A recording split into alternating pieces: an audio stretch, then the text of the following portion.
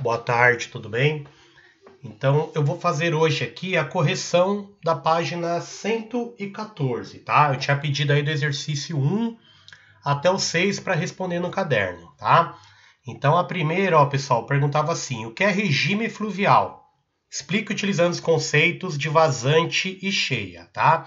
Então, o regime fluvial, pessoal, é a variação do nível da água ali do rio em um ano, tá? Então, geralmente, os rios têm um período aí de vazante, quando chove menos, tal, né? Tem menos água na calha ali do rio, e a época de cheia, que chove muito, tal, na cabeceira onde o rio nasce, ou mesmo na região do curso principal do rio, que é a época da cheia, tá? Eu lembro que eu falei bastante isso para vocês, pessoal, quando eu falei do Rio Nilo, né? Então, na época da vazante, a água baixava ali, eles conseguiam plantar tal na margem do Rio Nilo, e na época da cheia não dava para plantar, o alimento estava estocado e eles iam fazer lá outras atividades econômicas, canal de irrigação, quebrar pedra, construir pirâmide ou sei lá o que, tá? Então não pode deixar de lembrar vazante e cheia.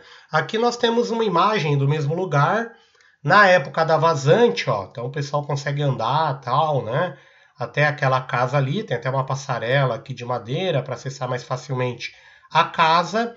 E na época da cheia, né, a casa ali fica quase que totalmente a fundação dela aí submersa. Até a rampa ali que tinha acaba ficando submersa, né? Então isso é a época da cheia de um determinado rio, tá? Qual a relação que existe entre o rio e o relevo? Então, pessoal, ó, o rio de Planalto. Planalto é uma região mais alta, que vai ter muita cachoeira, a água do rio corre muito rápido. Então, o rio de Planalto, a principal atividade econômica nele ali que é possível é a construção de hidrelétrica, ou seja, a produção de energia elétrica, né? É um pouco difícil, por exemplo, a gente navegar num rio com um monte de cachoeiras, né? Tem que construir eclusa, que são aqueles elevadores de barco que eu já comentei com vocês algumas vezes, né? Já o rio de planície, pessoal, geralmente ele é um rio calmo, né? Que a água ali não corre muito rápido. Então, por este motivo, não tem muitas quedas d'água, muita cachoeira. Por este motivo, o rio de planície geralmente ele é o ideal para navegação, tá? Então, é uma regra que vocês devem aprender. Rio de Planalto, muito bom para produção de energia elétrica. Rio de planície, navegação, ok? A3, pessoal, sobre as bacias hidrográficas, né? Escreva uma palavra que complete corretamente cada afirmação. Então, lembre que eu mostrei essa bacia hidrográfica aqui para vocês, né? Na verdade, aqui a gente tem duas, ó. Tudo que chove aqui, pessoal, vai acabar uma hora ou outra escorrendo aqui essa água pelos riozinhos, córregos, tal, nesse rio. Então, a gente está na bacia desse rio 1 aqui, ó. Aqui do lado a gente tem uma bacia 2, ó. Tá vendo? Então, tudo que chove nessa região, né, acaba escoando para esse rio da bacia número 2. Essa região mais alta, pessoal, que divide a água que chove, né? O que chove aqui do lado esquerdo vai acabar indo para a bacia 1, o que pinga aqui desse lado aqui, ó, vai para a bacia 2. Então a gente chama esse ponto mais alto, que separa aí duas bacias hidrográficas, de divisor de águas, ok? Então fala, ó, a região do divisor de águas, você sabe que é a região mais alta que tem ali entre duas bacias hidrográficas, ok? Então o que era para colocar aqui na A? Representam a área, região drenada pelo rio principal e seus afluentes. Então isso é uma bacia hidrográfica, tá? A área, a região aí, onde tudo que chove vai acabar num rio. Eu lembro que falei que nós estamos aqui na bacia do Tietê. Então tudo que chove no estado de São Paulo, né, uma hora ou outra vai acabar no rio Tietê, ok? São delimitadas pelos divisores de águas, linhas, né, imaginárias localizadas em áreas mais elevadas, altas do terreno, tá? Então, o divisor de águas é tipo telhado, né? O telhado tem aquela parte lá em cima que chama cumieira. A cumieira ali é o divisor de água, que chove de um lado dela, escorre por uma calha do telhado, né? o que chove do outro vai para o outro lado, belezinha?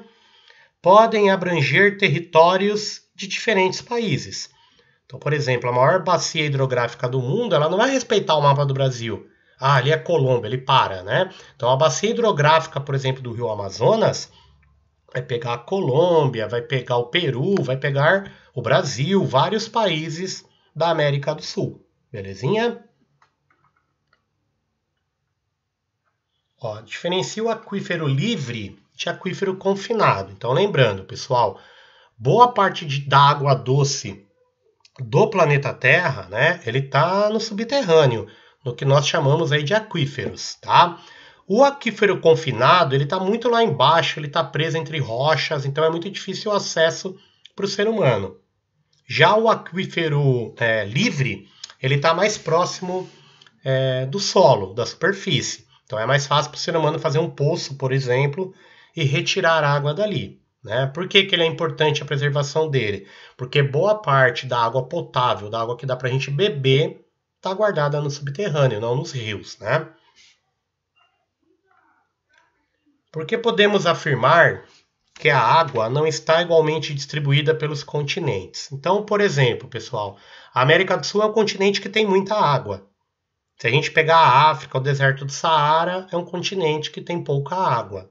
Então, a água não está distribuída igualitariamente em todos os continentes. Tá? A Austrália, por exemplo, a Oceania. Na parte da Austrália, ali, que é 90% da Oceania, tem pouquíssima água.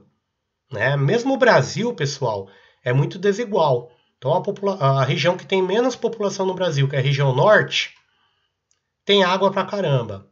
As regiões mais povoadas, Sudeste e Nordeste, tem pouca água, né? Principalmente o Nordeste. Então é má distribuída a água até mesmo dentro do território brasileiro. Não precisa falar em continente, é uma área maior, né? E a 6, pessoal, quais são os principais usos da água no cotidiano e na atividade econômica, né? Então a água está presente em tudo. Então esse computador seu aí tá ligado, né? Você está me ouvindo, por quê? Porque tem uma hidrelétrica que está produzindo energia com a força da água. Você bebe, todo alimento que você consome, nossa, usou milhares de litros d'água, esse arroz, esse feijão aí que você comeu hoje, né? O macarrão, seja lá o que for. A carne de um churrasco que a gente faz também gastou milhares de litros d'água para alimentar aquele gado, para alimentar o pasto, né? Ali, abastecer de água o pasto que ele vai comer. Então a água em tudo, né, pessoal? O plástico aí desse smartphone, desse computador que você tá no processo de produção, usou muita água, né? Usado milhares de litros de água para cada quilo de papel, né? Então a água aí é importante para quase toda a atividade econômica, tá? Lembrando, pessoal, que eu pedi, né, para a semana que vem os exercícios da página 116, que é a interpretação de gráficos, né? Que é o exercício 1, 2 e 3, tá? Para responder no caderno, ok? Então, na semana que vem aí nós continuamos com as aulas de História e Geografia, tá? Um abraço para vocês.